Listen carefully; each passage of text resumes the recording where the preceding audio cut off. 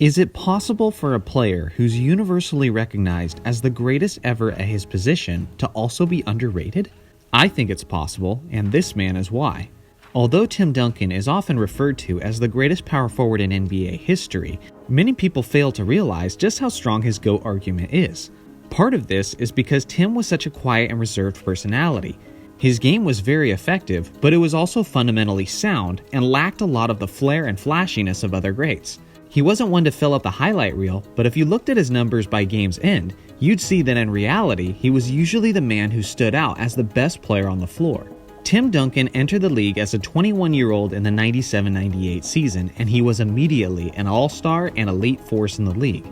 In his first season, he averaged 21.1 points, 11.9 rebounds, and 2.5 blocks on 55% shooting while playing all 82 games that season. In only his rookie season, he was top 15 in the league in scoring, top 3 in rebounding, top 6 in block shots, and top 5 in field goal percentage. He was so impressive in his rookie season that during the 1998 All-Star Weekend, it led Charles Barkley to say, "I've seen the future, and he wears number 21. In his sophomore season, Duncan gave us more of the same production-wise, as he averaged 21.7 points, 11.4 rebounds, and 2.5 blocks per game on 49.5% shooting.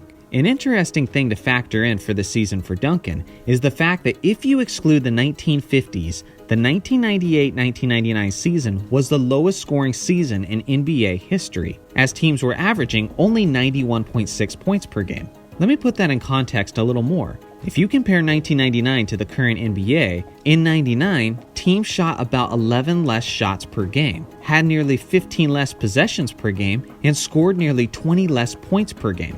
My point is that Duncan's numbers were even more impressive than they appear at face value, and if he had played in any other era, he would have had even more points, more rebounds, and more blocks. That year, the twin towers of Tim Duncan and David Robinson led the Spurs to the NBA championship. They were dominant throughout those playoffs and went 15-2 in the postseason. Although both big men played a huge role in winning that championship, it was Duncan who truly dominated the NBA Finals, as he averaged 27.4 points, 14 rebounds, 2.2 blocks on 54% shooting, while playing a monstrous 45.5 minutes per game over that series. As only a 23-year-old, he had took over the NBA's biggest stage and was a dominant Finals MVP, but even that was just a sample of what he was capable of and what we would see from him later in his career. Over the next several years, Duncan would continue to be arguably the best big man in the game as he won back-to-back league MVPs in 2002 and 2003. Speaking of which, Duncan's 2003 campaign is still one of the greatest seasons from a single player of NBA history. That season, he had monstrous averages of 23.3 points, 12.9 rebounds, and 2.9 blocks on 51.3% shooting. Not only was he the league MVP that year while leading his Spurs to 60 wins and the NBA's best record, but he was also first team all-defense that year, which would become a theme throughout Duncan's career. All of that pales in comparison to what he did in the NBA Finals that year though. On the NBA's biggest stage, he had one of the greatest playoff series of NBA history as he averaged 24.2 points, a monstrous 17 rebounds, 5.3 assists, and 5.3 blocks on 44 minutes per game. To say he simply dominated that series would be a gigantic understatement. In the sixth game of that finals, Duncan had one of the greatest single-game performances of all time as he scored 21 points, 20 rebounds, 10 assists, and 8 blocks.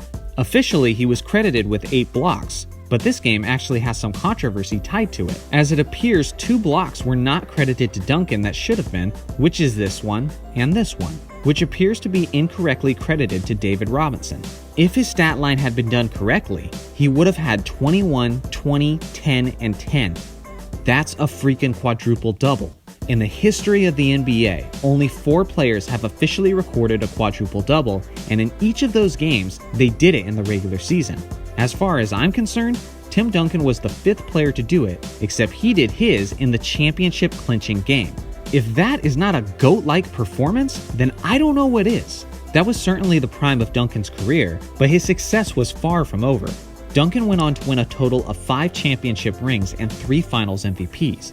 As he currently stands, he's 14th all-time in scoring, 6th all-time in rebounds, and 5th all-time in blocks. He truly was the model of consistency, as he played 19 years in his career and averaged a double-double every single year.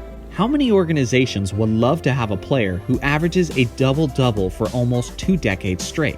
The answer is clearly all of them. In those 19 seasons, Duncan never ever missed the playoffs. That is the most seasons by any player to never miss the playoffs.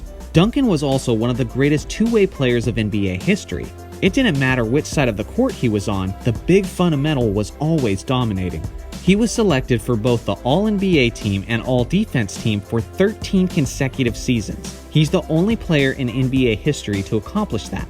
He has a total of 15 All-NBA selections, which is tied for the most in NBA history, and he also has 15 All-Defense team selections, which is by far the most in NBA history. The closest player to him has 3 less seasons of elite defense. He has the numbers, the accolades, the championships, and the clutch gene to be a worthy candidate for the greatest player of all time. But one of the most ignored aspects of his GOAT resume is his leadership and his overall impact on a franchise. Duncan always had the utmost respect of his fans, his peers, and of the coaching staff. He was never one to cause any drama, he never caused any dissension among the team, and no teammates were ever uncomfortable playing in a Tim Duncan-led system. Even when he was well past his prime, Duncan kept his team relevant and in contention by making numerous sacrifices financially. Several times, Duncan took less money from the Spurs in order to give them more cap space to bring in more talent to play alongside him. Not many GOAT candidates were willing to make that sacrifice for the sake of winning, but that's what Tim Duncan did. If he doesn't make those financial sacrifices, there's a strong likelihood that they don't win their 5th championship in 2014. Whether it's on the court on either side of the ball, or if it's his impact off the court that goes beyond the numbers, Tim Duncan is one of a kind. This is why Tim Duncan is the greatest player of all time. This officially wraps up my GOAT series. I just want to say thank you guys for watching this series and sharing your thoughts on it. Like I said before, Michael Jordan is my personal choice as the GOAT, but in a way, it's very subjective, and I wouldn't fault anyone for favoring any of these 9 GOAT candidates. Let me know in the comments section which GOAT video changed your perspective the most. Make sure to like and subscribe for more NBA content, and I'll see you guys in the next video.